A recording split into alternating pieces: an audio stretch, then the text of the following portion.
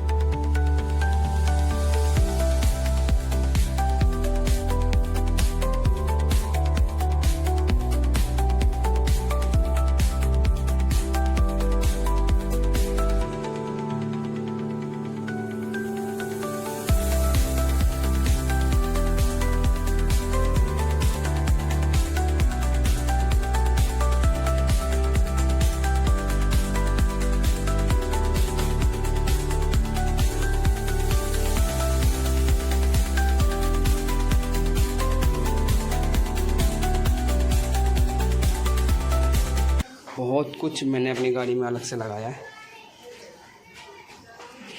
बहुत कुछ दोस्तों, जिसके लिए मैं डिटेल से वीडियो डालूँगा कि मैंने अपनी गाड़ी में कितने बदलाव करे हैं। लो जी, गाड़ी वॉश फुल हो गई है।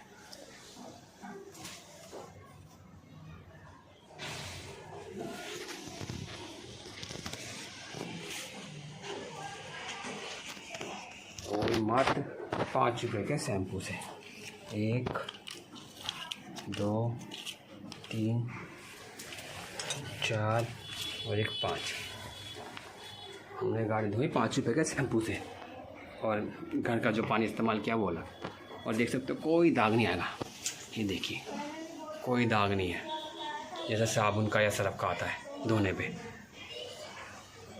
आप बिना पॉलिश के भी गाड़ी चला लो, आपकी गाड़ी बिल्कुल ऐसे चमकेगी।